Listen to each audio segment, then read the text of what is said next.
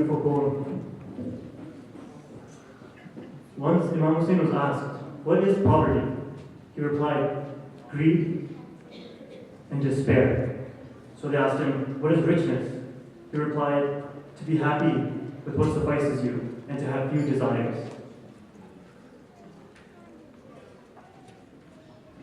Our next speaker is the Minister for Alberta Human Resources with the NDP. Please welcome Irfan Sabir.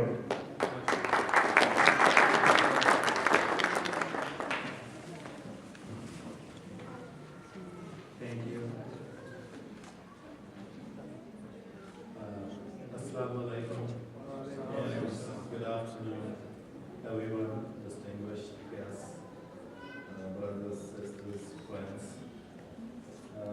First of all, I would like to say that it's my pleasure to be here on Treaty 7 traditional lands on behalf of the government of Alberta. And I thank Hussaini Association of Calgary, Canada for inviting me today and putting together this beautiful event. I believe that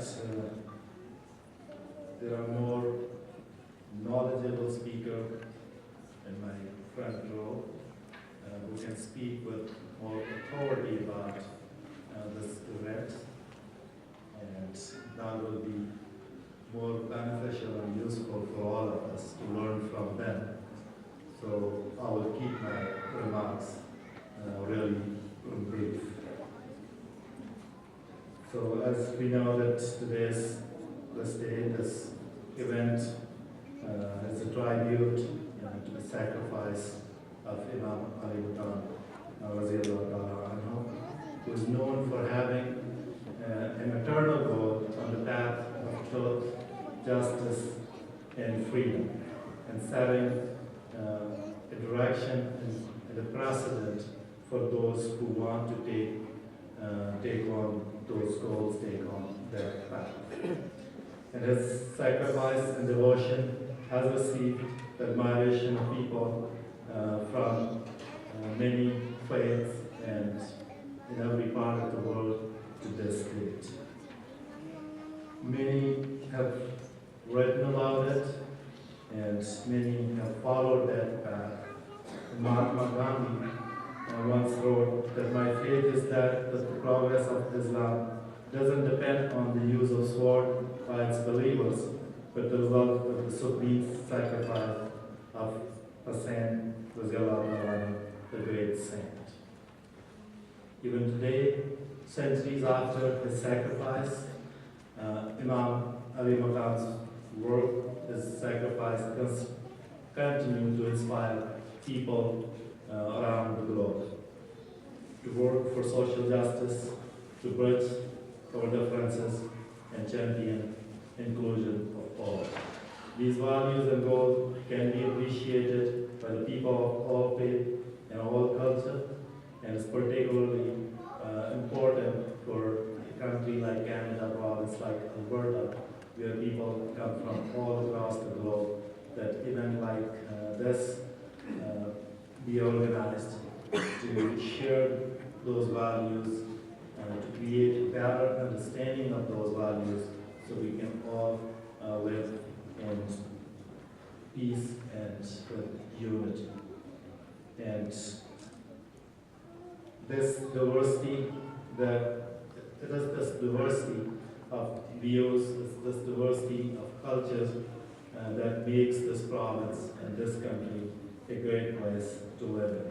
And each and every community in Alberta is certainly strengthened by these different cultures and these different views, and adds to the cultural mosaic and cultural fabric and richness of our province.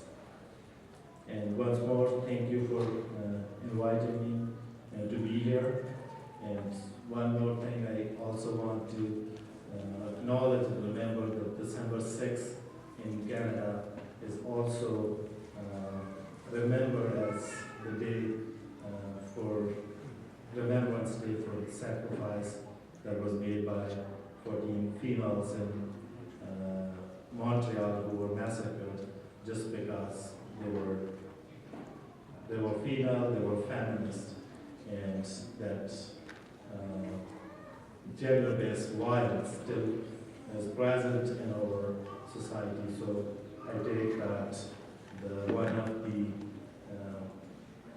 lessons of today's event is that we create an understanding and appreciation for each other's views and cultures and be able to live with peace and unity. So thank you again for inviting me, and I will not be able to stay for long. I have another commitment around 4, and then I have to leave for Edmonton. Otherwise, I would have loved to stay here and learn from all the speakers who will speak about that. So thank you very much.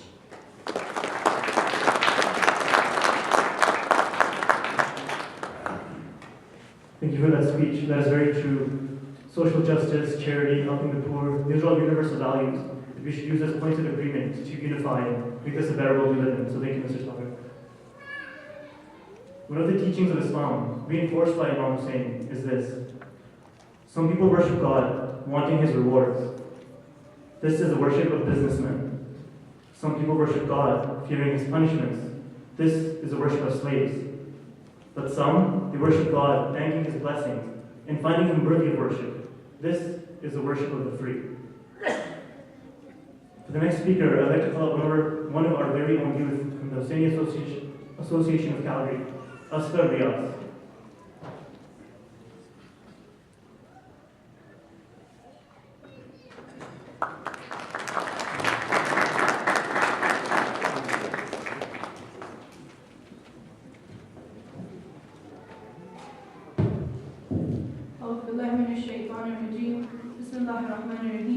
In the name of Allah, the Beneficent, the Merciful. Assalamu alaikum, peace be upon you all. I feel unworthy of speaking about this tremendous personality, and I don't know how to introduce him to you all. I mean, how can you really describe consciousness? How can you explain patience? How can you define honor? All such human values are unworthy of being synonymous with the reality of Hussain. Whatever is written about Hussain since his martyrdom, now until the end of time, is just a mere attempt of understanding this phenomenon. He has truly manifested the peak of every human principle. He gave life to human consciousness. He redefined the meaning of devotion. His perseverance has humbled the notion of perseverance. Steadfastness was unable to comprehend his endurance during times of hardship and suffering. Now, before I go into the depths of my speech, I just want to very briefly explain the purpose of Imam Hussain alayhi salam for those who may not know. As a representative of his grandfather, Prophet Muhammad, peace be upon him, Imam Hussain's main concern was to safeguard and protect Islam and guide humanity. On the other hand, Yazid depended solely on the might of the sword. He used brute force to rule over the Muslim empire. He was the enemy of humanity who broke all principles of Islam. He raped women, killed men, and executed children. He passed all boundaries of terror and torture, and at last, he asked for the allegiance of Imam Hussain alayhi salam, which would validate his actions. Yazid also mentioned that if Imam Hussain refused to pay allegiance, he was to be killed. But how could Hussain, the ambassador of truthfulness and justice, surrender to Yazid, the ambassador of falsehood and crime? Imam Hussain distinguished the truth from falsehood forever when he announced, "A person like me would never pay allegiance to a person like Yazid," which means the good or the truth cannot bow down before falsehood or evil, no matter how powerful the tyrant or dictator. Imam Hussein's mission is especially important in today's day and age with groups like ISIS and Al-Qaeda claiming to be followers of Islam. We look back at the event of Karbala and see that Imam Hussain was the first to deny this ideology. Hussain and his companions laid down their lives to draw a line between a politically motivated, blindly following Islam and the true Islam. Yazid was the past, but ISIS is the present. This mission of Hussain is still alive in our hearts today. It means that we are ready to stand against the Yazids of any era, of any time. In this world, like I mentioned before, there will always be those who reflect the characteristics of Yazid. For example, the terrorists who were behind the bombings in Paris, Beirut, Baghdad, or the couple behind the shootout in California this past week. No doubt their actions are inspired by Yazid, but my friends, wherever there is Yazid, there is Hussain. Look at those who took a stand, denounced those actions, and took a stand against the oppressor. They are all Hussain. And we pay our most sincere condolences to Paris, Beirut, Baghdad, and California, but whatever happened in Paris and California will be used and is being used to justify thousands of hate crimes against Muslims, and I know that I'm going to wake up to thousands of tweets and posts about Muslims, and I'm not ready for Charlie Hebdo 2.0. We don't deserve this. A woman was pushed in front of a train because she was Muslim. A taxi driver was shot on Thanksgiving because he was Muslim. A teenager was spit at in the face because she was Muslim. A mother was attacked outside of a school because she was Muslim. I hate that we have to bring this up every time there's an attack. It takes away from the victims, but many times those victims are Muslims, and we don't deserve to be lumped with ISIS. And what happened about Beirut and Baghdad? Almost every single news coverage I've seen doesn't mention the fact that the victims were Shia. Shias were intentionally targeted. Don't leave that out. Don't erase our suffering. I mean, when I walked inside a coffee shop 2 weeks ago, I had someone ask me if I support ISIS. And I couldn't help but say, buddy, I'm Shia. They hate me more than they hate you. However, ISIS doesn't only target Shias. They target Sunnis. They target Christians and Jews. They target atheists. They target anyone that stands against their ideology. Today, as I stand behind this microphone, it is as a human first. It is our duty to stand against oppression, just like Imam Hussain taught us. Hussain is not only for the Shias, rather, Hussain is for all.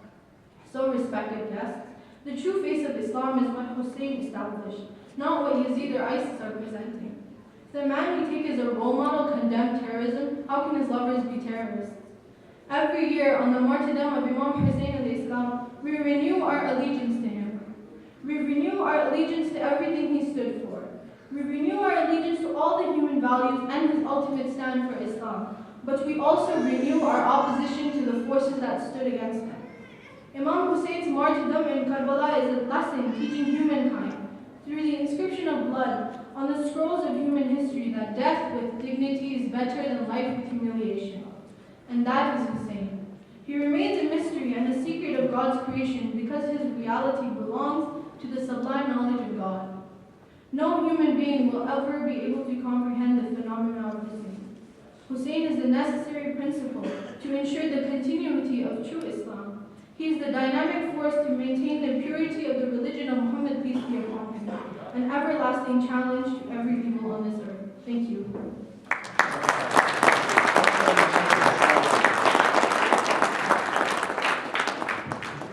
Thank you also for that powerful speech. Before Imam Hussain left for his mission in Karbala, he alayhi salam said, I revolted not for wickedness, nor for fame.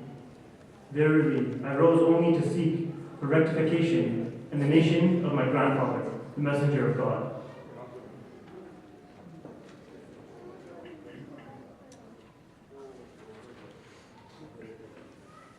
Our next speaker has been doing interfaith work in Calgary for almost 20 years.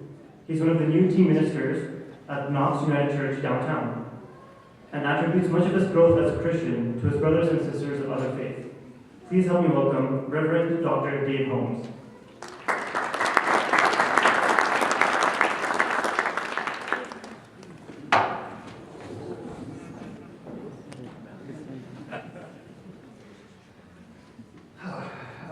Salam, shalom, grace and peace to you all. Thank you, first of all, for inviting me and for the privilege of being here among you in times of suspicion and mistrust.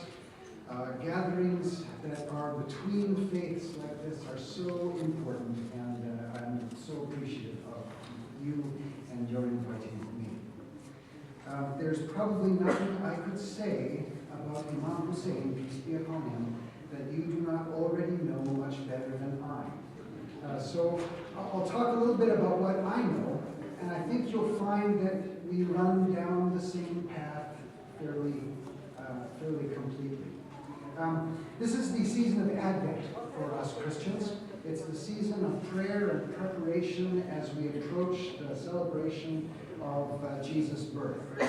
And one of the things that we're doing at Knox is looking at our birth stories to see what they might teach us about the significance of this birth.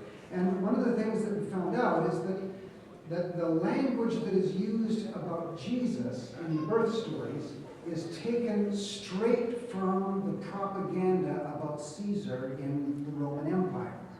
The two are kind of placed side by side as, two different ways to seek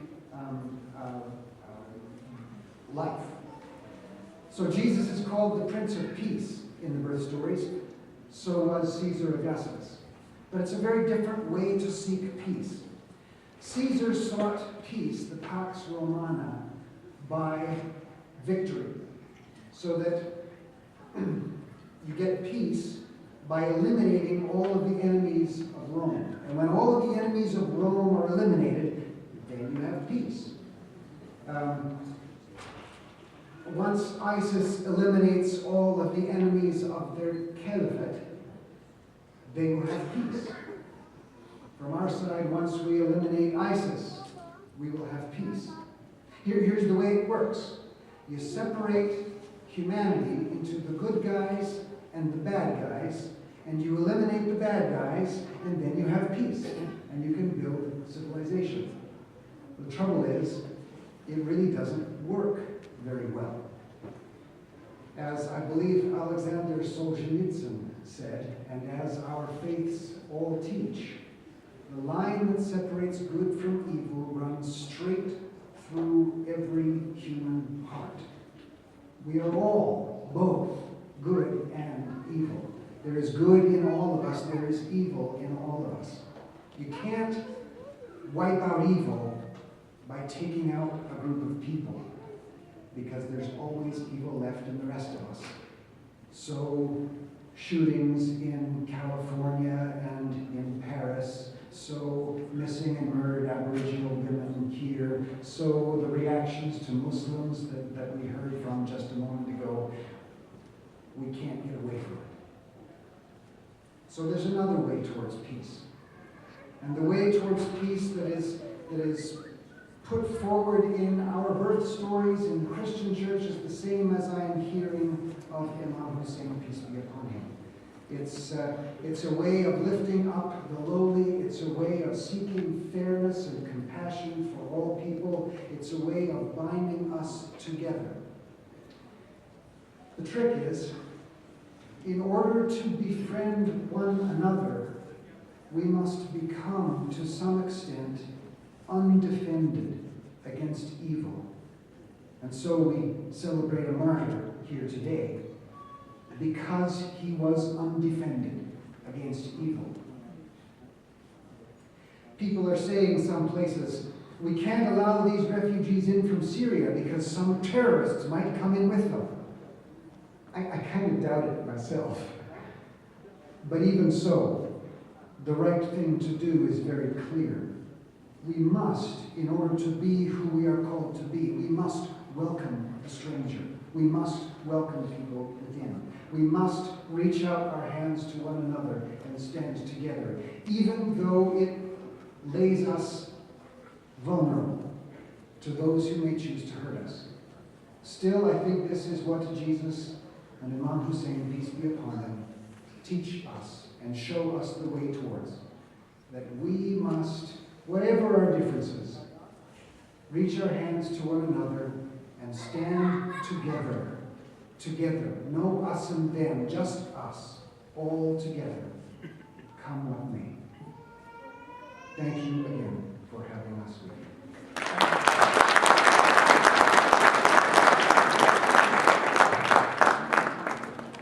Thank you for that, Reverend. It's so very true that it's so easy for us to fall into the trap of hate, of us and them labeling.